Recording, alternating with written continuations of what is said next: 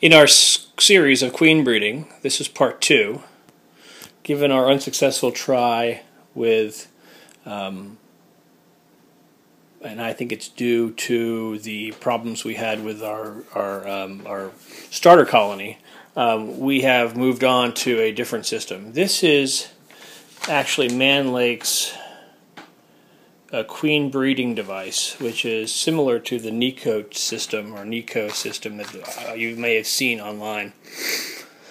And this system costs about $80, and it comes with enough equipment to breed your first 10 queens. And so the first is the egg-laying queen situation here, where all the little queen cells go. We've got 110 cells that we insert in here, and into which the queen will actually lay the eggs, and while she is confined inside this cage. And then we have some pieces here. These get fixed onto the breeding bars of the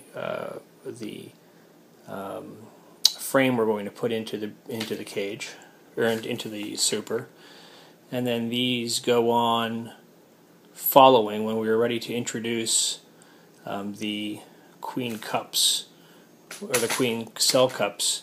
They go on here, which then get inserted onto here, and then the following step is you put a queen cage or a hair roller cage around your cups to protect the queens when they emerge. And then you've got caps and candy tops for them, so you can introduce those queens then into new nukes. Kind of a neat system. It's not cheap. It's about $80 from Mann Lake. And you can actually get more, so these cell cups you can actually buy more of these cell fixtures and these holders. You could actually do many more per run, because you'll get probably between 80 and 100 cell cups per lift. I will show you how all of this goes together as we do it, but here's the key. The key is that you never have to do a graft. Instead, what you do is you introduce the queen into this confined area for 3 days while she lays eggs, and then those queen cell cups then are pulled and introduced into a new starter colony, where the bees then finish them off. So stay tuned. We will next we will show you how we assemble this and introduce the queen. Okay, here is step 1. What we've done is we've taken that frame, or that the box that they've given us, and we've basically just screwed it in to a top bar. And then on this side, this is the side of the breeding box into which we will introduce the queen. And this side is where we took those 110 cell cups and placed them on these nipples that into which she will then deposit her eggs. You can know this is the back where we introduce the cell cups, because it's the solid back. It's solid and clear plexiglass, whereas this side is has the vents so that the bee can, so that the queen not only can have ventilation, but also so that other bees can get in, her attendants can get in and manage her.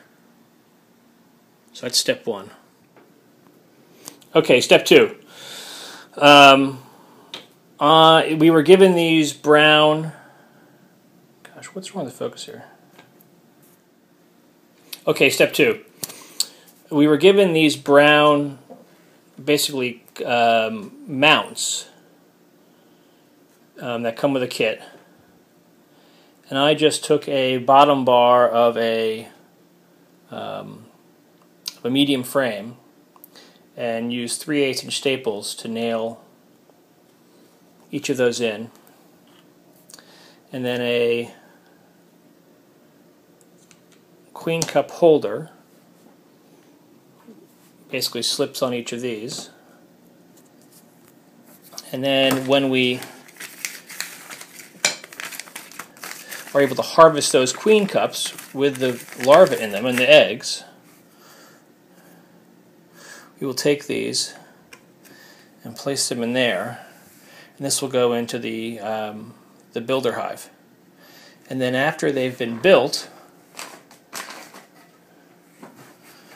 with this ingenious system, we will take a hair roller cage, slip it on board, close it up, and when the queen emerges, she'll be inside that hair roller cage, and she'll be banked for a few days while we figure out what to do with her. And that's really the process, and it's obviously been successful, and the whole setup did not take very long to put together. And this portion of it can be reused again and again, so we will see how successful it is, and obviously it's subject to human error, especially my error. So let's check it out. Good morning. We're up on my roof this morning. It's about 8 o'clock, a little earlier than I'd like to be inside the hive, but duty calls elsewhere. This is the hive that we've been very pleased with its production, as well as its ability to overwinter. So this is the hive from which we're going to take the queen. And the idea with this this queen rearing kit is we place the queen inside this box through a hole here, and then place her back in the hive, at which point she will be laying eggs in each of these cells here, these artificial cells. These artificial cells can then be pulled off the back and will be placed in separate holders after 3 days of incubating inside the hive. So the trick right now is to go into our hive, find the queen, and pop her in through that hole, and then put the whole kit into the hive.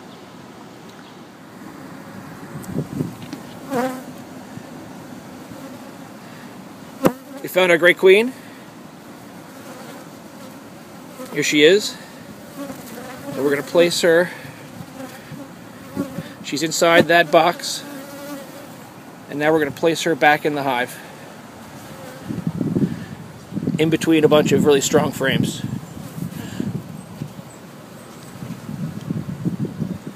Making sure we space this bar properly.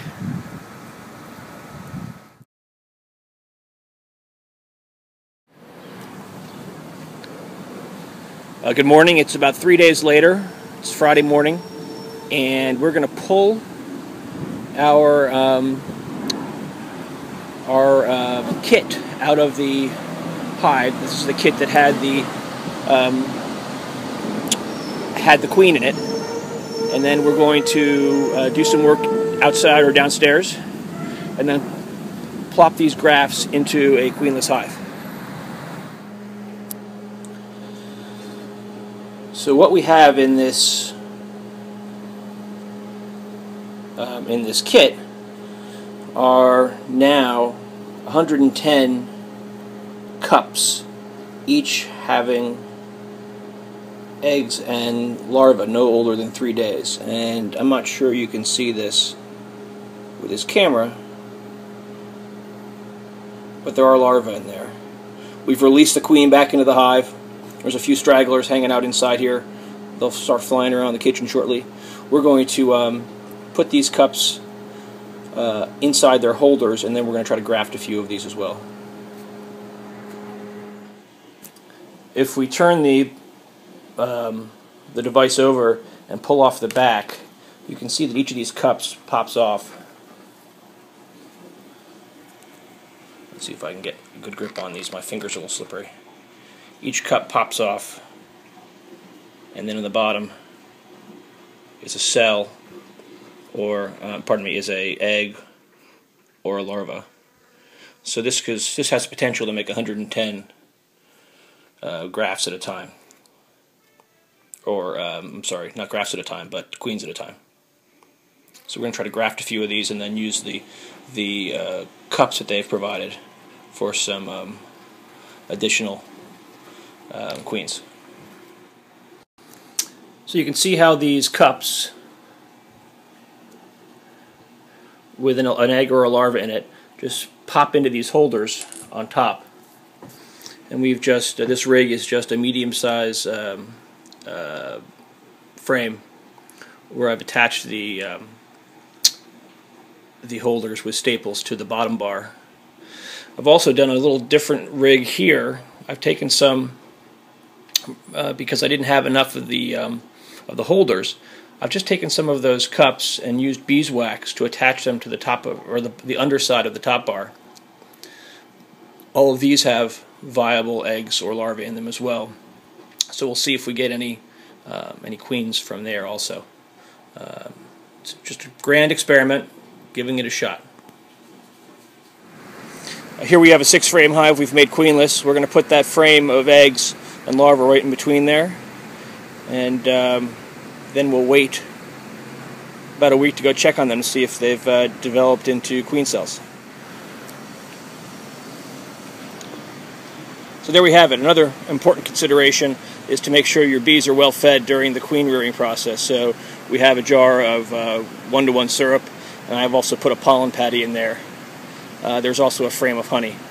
So we'll come back here in a week and see how it looks.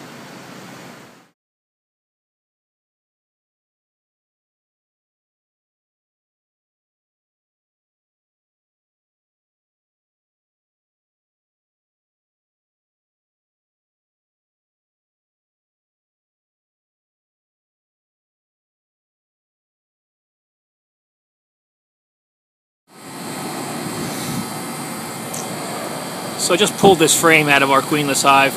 Full disclosure, we had to do this a second time because the first time we did it, we didn't get a queenless hive to put this in.